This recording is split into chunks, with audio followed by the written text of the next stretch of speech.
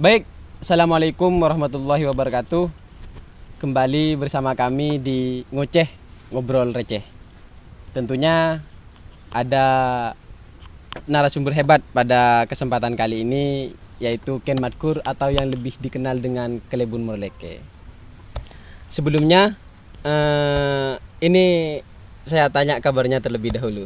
Gimana kabarnya, Kak? Kabar alhamdulillah baik lah, baik. Baik. Sejauh ini belum tidak baik lah, tetap baik. Alhamdulillah. Baik terus ya. Iya. Nah, baik terus. Ya, Ken Madkur. Ya, sosok Ken Madkur ini lebih akrab disapa dengan julukan Kelebun Morleke. Iya, Kak? Sebagian ya. Iya. Cuman ini yang menjadi pertanyaan itu, apakah memang nama Kelebun Morleke ini sudah menjadi bagian dari konsep pembuatan video, atau mungkin munculnya itu sebelum menjadi public figure? Saya rasa Kelebun Morleke ini menjadi salah satu bagian dari public figure. Soalnya melihat dari subscribernya itu sudah ratusan dan viewersnya juga lumayan banyak. Kira-kira gimana itu, Kak? Kalau karakter Kelebun Morleke sebenarnya terbentuk dari adanya mata pena. Sebelumnya kami tidak pernah mendeklarasikan diri bahwa wah inilah Kelebun Morleke, enggak pernah. Iya. Artinya adanya Kelebun Morleke itu sejak adanya desa fiktif Morleke itu, kemudian dengan ikon Kelebun Morleke seperti itu. Betul. Tapi begini Kak Hen, ada yang ini ya, yang lebih ini. Sebelum masuk pada nama Kelebun Morleke ada tambahan Ken di sana. Terinspirasi dari siapa Ken ini? Atau memang sejak dari kecil dari kakak namanya Ken Madkur, atau memang ada inspirasi dari sosok tokoh Ken ini, Ken Madkur? Jadi saya dulu di kampus jurusan sastra. Jadi mulai dari pondok dulu saya sering nulis lah. Sering nulis, dan setiap kali saya nulis saya kasih nama pena Ken. Nama pena Ken karena saya menggemari tokoh Ken Arok. Tokoh Ken Arok. Nah, sejak saya belum mondok saya sudah sangat suka membaca cerita-cerita tentang Ken Arok, terus bagaimana Majapahit terbentuk dan sebagainya. Dari nama Ken Arok tersebut, kemudian saya terinspirasi untuk menggunakan nama Ken sebagai nama pena seperti itu. Jadi bukan berarti Ken Madkur ini nama asli, enggak. Dan saya juga tidak mengatakan ini nama panggung. Iya. Nama Ken ini saya gunakan mulai dari sebelum adanya mata pena, bahkan sebelum YouTube booming. Berarti emang sejak dulu hobinya membaca, sehingga nama Ken ini sudah terinspirasi dari salah satu tokoh Ken Arok begitu ya, Kak? Iya. Membaca sih sedikit, kalau dulu sedikit. Lebih dominan ke nulis. Baru di tingkat kuliah kayaknya di dunia baca itu mendalami. Agak sedikit mendalami. Namun sebelumnya Kak juga ini, selain menjadi konten kreator itu, apa saja aktivitas keseharian seorang Kelebun Morleke ini? Iya, menengkok lah rematura lah. Iya. Selain daripada kita ngonten, ya kita juga punya kesibukan petani sebenarnya. Saya petani, teman-teman. Memang backgroundnya ya, Iya, Kak? saya petani. Saya bukan orang besar dan saya lahir dari rakyat kecil. Saya memang keseharian lah biasa dengan pekerja-pekerja keras itu. Bisa dikatakan saya kuli. Saya kuli. Tapi ada tulisan begini loh, kalau bicara terkait petani itu. Lahir dari keluarga sederhana, nekat kuliah, tidak punya orang dalam, lalu mengatakan saya harus punya masa depan. Kira-kira Oh begitu. iya, Itu betul. sudah betul, menjadi betul. prinsip awal ya, Kak? Jadi kata saya semalam itu pas kita ngobrol-ngobrol itu, kadang orang hebat itu lahir dari keterbatasan ya. Jadi kenapa Tan Malaka dulunya dikenal sebagai siswa yang pandai, terus kemudian dia dibiayai oleh orang kampung untuk kemudian melanjutkan kuliah ke Belanda? Ya karena memang Tan Malaka punya keterbatasan dari ya karena memang waktu itu masa kolonial ya, beda dengan sekarang. Mungkin tidak sebebas sekarang untuk bergerak, terus kemudian dari finansial juga mungkin tidak cukup. Nah dari keterbatasan itu, tapi Tan Malaka punya potensi untuk kemudian mengembangkan, ya dukung Birengore. Sama halnya dengan apa ya, proses lah. Jadi keterbatasan itu tidak menjadi persoalan untuk menjadi orang-orang yang berpendidik ya Kak? Enggak menjadi. Sekarang pendidikan ini hak semua orang ya. Dijamin Bukan, konstitusi udah ya Kak? Iya, bukan hak mereka yang anaknya DPR atau anaknya bupati sekalipun. Dan saya katakan tidak ada istilah anak DPR, tidak ada istilah anak bupati. Kenapa sedemikian? Karena memang yang punya anak itu personnya, Oh iya betul. bukan jabatannya. Bukan jabatannya, betul. Yang punya anak itu bukan jabatan DPR-nya tapi personnya. Jadi hal yang lucu bila kemudian ada mahasiswa karena dianya anak seorang DPR terus bertindak arogan di kampus karena memang punya privilege anak DPR, ya janganlah. Yang DPR itu jabatan bapaknya. Sesuai dengan beliau itu ya Kak, laisal fata mayukul hadzal abdi. Betul. Lakinnal fata mayukul hadhihi kata. Jadi kalau urusan itu kan ya memang jangan katakan loh ini bapak saya, tapi Iyalah. inilah saya begitu kan. Iya. Candreng dinarwa tak bagus lah karpu ngampuakin ya le. Benung kok Iya. tibi lah karta ada sih ampuakin lah. Tapi sejauh ini Kak, saya melihat dari channel Mata Pena ini yang cukup menarik, yang membuat orang-orang itu betah di channel Pena ini, di channel Mata Pena ini memang konten-kontennya itu selain menghibur tapi juga memberikan edukasi. Ya. Ada nilai etisnya di dalamnya. Sehingga memang ada salah satu video yang menyoal terkait politik-politik daerah yang terjadi, seperti ada kong kali kong antara sesama politik. Lah ini memang murninya berangkat dari hal-hal yang realistis atau mungkin memang hanya sekedar fiksi saja? Fiktif. Ya, Saya katakan fiktif, itu ya. fiktif. Ya namanya juga karya le. Karya itu kan hanya fiktif. Cuma mungkin apa ya, dibuat berdasarkan fakta. Ya. Jadi kayak semacam terinspirasi dari kenyataan terus kemudian kita mengarang karya fiksi gitu. Karena saya rasa itu Kak, ya dari tiap-tiap videonya itu pasti memiliki makna. Entah itu mau menyampaikan kritikan terhadap beberapa desa, saya tidak menyebutkan satu desa, tapi ini sifatnya secara universal. Karena memang pada dasarnya Kak, ya yang saya rasa juga memang persoalan itu politik etis, apalagi persoalan oligarki itu masih sangat kental di suatu daerah itu. Kalau saya memahami begini, jadi saya tidak mengatakan bahwa channel kami Mata Pena itu mengandung pesan moral atau hal-hal yang positif saja, enggak. Artinya tergantung dari point of view-nya. Jadi person yang menonton bagaimana cara mengambil kesimpulan. Betul. Tapi hal yang saya ketahui bahwa setiap sesuatu diciptakan dengan kandungan didikan. Tapi tergantung seberapa terdidik orang yang menilai. Jadi setiap sesuatu itu pasti mengandung nilai didikan, tapi tergantung seberapa terdidik orang yang menilai. Contohnya seperti ini, ada suatu karya yang menceritakan, yang memvisualisasikan hal yang negatif. Kita dari karya tersebut juga tetap bisa mengambil moral view, ya tinggal balik saja sudut pandangnya, kan seperti itu. Oh, kalau kita jadi orang jahat kayak yang ada di video ini, saya kayaknya akan menanggung beban moral. Itu juga pelajaran loh. Berarti tergantung dari persepsinya orang-orang yang ingin memaknai itu filmnya ya Kak. Tak harus Mata Pena, tak harus ini, harus ini.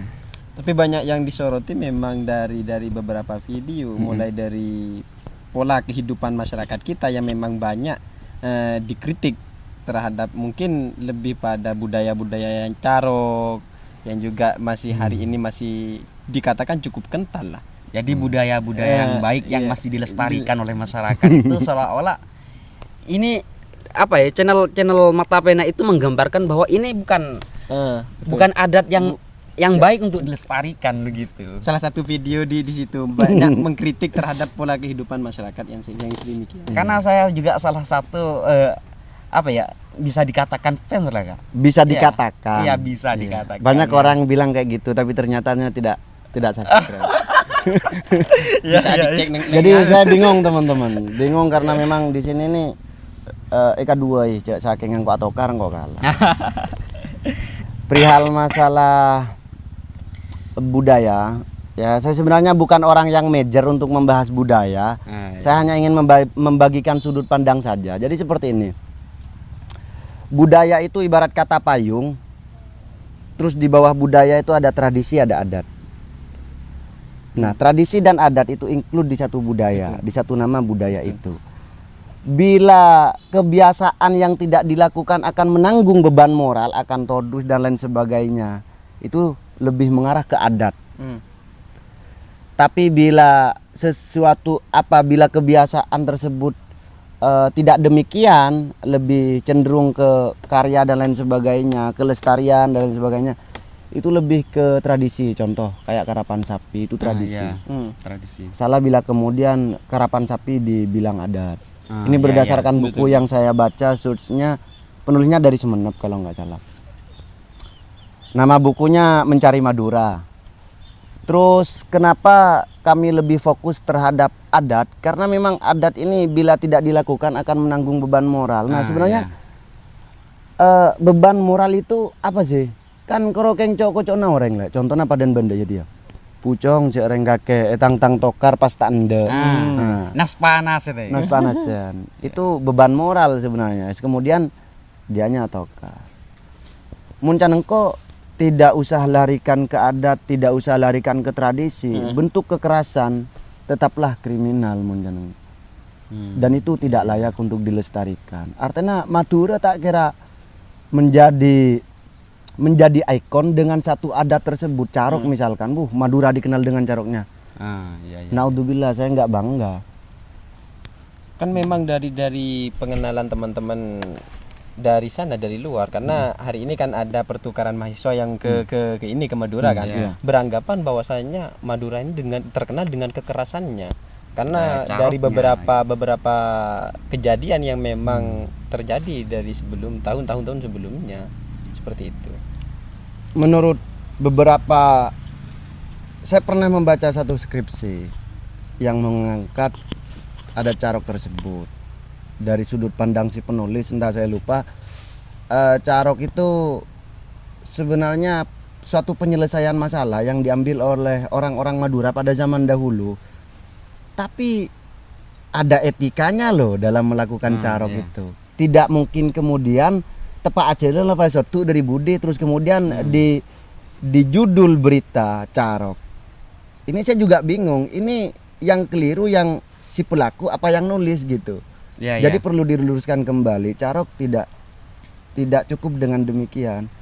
Kalau menurut skripsi yang saya baca itu, di dalam adat carok pada zaman dahulu sebelum melakukan carok, pihak yang bersangkutan ini berembuk untuk kemudian bila saya kalah saya nitip apa yang saya tinggalkan di belakang, dan bila saya menang saya juga akan bertanggung jawab terhadap apa yang kamu tinggalkan. Iya. Dan cukup di situ, tidak akan ada permusuhan. Itu pada zaman dahulu. Sekarang Kalau sekarang saya kira bukan carok, lebih pada tindakan ya biasalah manusiawi. Tapi untuk hari ini saya rasa itu Kak, karena memang pendidikan khususnya di Madura hari ini sudah mulai maju, ada perkembangan. Kalau dulu itu kan kita ngerasa bahwa pendidikan itu hanya untuk orang-orang kota saja. Tapi sekarang ini dari tiap-tiap pelosok desa itu pasti juga mengenyam yang namanya pendidikan. Sehingga mulai ada pengurangan tentang budaya carok ini. Sehingga penyelesaiannya itu mungkin secara mediasi, ya pasti melalui jalur hukum. Alhamdulillah. Ya. Alhamdulillah kalau begitu. Berarti kita sudah mulai membuka diri. Hal-hal yang memang tidak layak untuk kita biasakan, buat apa kita pertahankan? Iya. Kalau kita ada makola apa gimana gitu yang hutma sofa wadak makadar. Khutbah sofa wadak makadar. Jadi ambil apa yang jernih dan buang apa yang kotor. Jadi harus tahu memfilter ya Kak. Iya, harus bisa memfilter, bukan hanya motor yang ada filternya. Tapi sosok Kelebun Murlekin atau Ken Matkur ini juga backgroundnya santri ya. Iya. Iya. Betul, santri. Dulu di mana santri? Lebih tepatnya saya bukan alumni loh ya. Saya hanya jebolan yang pernah mondok terus berhenti sebelum saya lulus. Kalau alumni itu biasanya kan mondok sampai kemudian menyelesaikan tanggung jawab di dalam lulus lah. Itu alumni. Kalau saya jebolan. Ya kan. Saya dulu mondok di Pamekasan. Oh iya. Di Pamekasan ini perlu saya sebutkan ya. Ya nggak apa-apa. Enggak apa-apa, silahkan. Iya, saya mondok di Pondok Pesantren Miftahul Ulum Betet Nyalabuh. Oh iya. Ya karena kita ini sama-sama backgroundnya santri gitu kan. Ya. Jadi kalau apa ya, melihat era hari ini, santri itu kan lebih dikenal oleh masyarakat luar itu bahwa santri ini sudah sangat jauh ketertinggalannya dalam urusan pengembangan intelektual. Ya. Karena memang santri itu kan dikenal dengan ilmu salafnya, ya, kulot. Persoalan kecerdasan spiritualnya saja yang dibangun, namun kecerdasan intelektual itu masih minim. Lah itu memang komentar-komentar dari orang-orang luar, sehingga namun hari ini kan kita juga mengenal yang namanya pesantren modern begitu. Nah, kira-kira menurut tanggapan Ken Matkur atau lebih akrabnya disapa dengan Kelebun Morleke ini, apakah persepsi seperti itu memang benar adanya atau bukan? Karena saya rasa saya santri, saya tidak merasa seperti itu gitu Kak. Jadi itu hanya anggapan saja atau stigma yang memang dibangun. Untuk menilai seorang santri ini majmuk loh ya. Tidak mengacu pada satu person atau individu. Mun pas engkau anilai santreh ria yang apa kualitasnya, apa engkau grokeng anilai santreh dari luarnya saja. Enggak, situng orang ngalak sampel situng orang santre kaki santre, oh berarti santre nggak ada, tidak bisa. Santri itu majmuk, sama halnya dengan rakyat. Bila kemudian kita ingin menilai rakyat, jangan ngambil individu, tapi nilai secara keseluruhan. Jangan mengambil satu sampel saja. Persepsi boleh, artinya memang beda persepsi atau apa stigma yang mengarah ke situ, dianggapnya santri ini tertinggal. Tapi sebenarnya santri ini kaya loh. Dari segi apanya itu Kak? Dari segi kemampuan. Kemampuan. Ya. Santri dia lah dibekali dengan beberapa ilmu pengetahuan lah. Ya. Artinya tak rogi aja mun pas kemudian orang yang dimantau santri. Iya. Nekar Jadi ontong dua kali ya Kak. Bacra. Karena memang orang yang kadang terjebak di sini lah. Ilmu itu untuk apa? Untuk profesi atau untuk pengetahuan atau wawasan? Jadi orang luas kadang mengkorelasikan ilmu itu ke profesi. Jadi anggap tak gunana aja rujung pas kemudian mulena tak andi jaringan, mulena tak andi urusan segawat deh, mulena tak tertib apa. Itu keliru menjeneng. Orang nyari ilmu ria, ya oleh na ilmu. Orang nyari laku, oleh na laku. Orang akan cah, oleh na jaringan. Oh iya. Jadi tergantung dari niat kita ya, sebenarnya. Tergantung dari niat lah. Iya. Jadi santri berteman dan bekerja itu akan mempunyai nilai plus loh ya. Tapi saya bukan santri hanya bisa berteman dan bekerja. Iya. Artena yang bukan santri ini tidak akan merasakan bagaimana pengalaman sebagaimana yang dilalui oleh santri. Mun santri dia oleh telo. Mun pas eka laku kapi santri oleh ilmu salaf. Santri oleh akanca atau nambah jaringan. Santri juga bisa bekerja. Mun orang yang bukan santri tidak bisa menjadi santri. Soalnya lambat jalan lah. Jadi istilahnya itu seburuk-buruknya santri ini pasti suatu saat akan kembali pada fitrahnya. Punya nilai plus. Karena memang santri itu sudah tahu hukumnya. Ya, oh iya lah. Iya. Kor iya jadi ya. Iya mun pah nilai santri secara individu ya banyak memang santri tak sesuai dengan standar nasional Indonesia. Tak sesuai SNI. Iya tak sesuai SNI. Barulah kar santri saya semakinlah dilarang merokok, ampuh rokok. Cuma jangan ditiru teman-teman. Itu hanyalah bukan ikhtilaf ulama, itu hanyalah hilaf seorang santri. Tapi memang santri memang dikenal dengan kesederhanaannya, dengan ciri khas kesederhanaannya, dan juga kreasi dan inovasi yang dibangun oleh santri itu sendiri. Kadang orang-orang alumni pesantren ini yang justru lebih kreatif. Iya. Betul. Ketika yakin? masuk ke dalam suatu kelompok, dia bisa beradaptasi dengan lingkungannya. Kalau Ini hanya sebatas persepsi ya. Orang-orang alumni pesantren begitu. Iya, herannya persepsi saya juga sama gitu. Sama juga saya, Kak. Jadi karena memang di pondok pesantren itu kita heterogen lah, artinya tidak hanya bergaul dengan lingkup keluarga, tidak hanya dengan tetangga, dan tidak hanya dengan orang yang satu daerah. Dari daerah manapun itu ada. Jadi kita mulai dididik untuk menjadi karakter yang toleran ya dari situ. Menjadi mutualisme ya. Jadi karakter yang memahami satu sama lain, penjajakan karakter dan lain sebagainya. Wis lah medan nih santri ya. Keng kun kro keng situng se anu lah kar se kudu sabar dari santri. Mun batas santri jadi terabas. Saya mau lebih plang raja. Iya. Lemira. Cek torok matinggal, mun matinggal kan batas santri. Cabut juga tetep sabar ya ada aja. Lan iki kapan nih pergo mat, mi keluar kakek. Cek kita keluar tak dari batas santri. Batas santri le sambil batas santri. Itu menjadi salah satu bagian dari kreatif santri. Iya. Santri itu ada saja, dagelannya ada saja. Kayak misalkan masak terus kemudian masak mie goreng terus kemudian jatuh. Ya karena memang eman dia, tak sampai 5 menit deh kalah. Kor tak sampai 5 menit juga itu hanyalah kelucuan. Dan itu sampai jadi ya Pak Kur, walaupun nanti masuk ke dalam ranah kampus atau menjadi mahasiswa, tetap kebiasaan santrinya tetap dibawa. Karena bareng setalam begitu. Seperti mungkin tidak bisa dihilangkan, melekat sudah soalnya dalam identitas santri. Cuman ironisnya juga, Kak. Ketika mahasiswa santri ini backgroundnya santri, tapi ketika berada dalam ruang lingkup kampus itu seolah-olah tidak non santri. Tidak mengakui bahwa saya ini alumni santri. Itu seolah-olah merasa malu ketika identitas santrinya itu diketahui oleh teman-temannya lah. Gimana untuk menghilangkan seperti itu, Kak? Iya, sebenarnya jangan tanya gimana untuk menghilangkan, tanyakan kenapa dianya malu. Jangan-jangan dia tidak selesai loh menjadi santri. Jadi kita berproses di mana saja kan harus selesai, bukan begitu. Mulai selesai ya kita akan bangga dengan apa yang kita capai. Ya mun kita bangga berarti dia tidak selesai dan belum mencapai apapun. Kan begitu. Artinya mau nemi masaan rasa paro pada kayak tabu kalau tabu jaga. Iya. Enggak, artinya kita tidak perlu mempermasalahkan mereka yang tidak mengakui identitas. Tidak mengakui identitas, iya.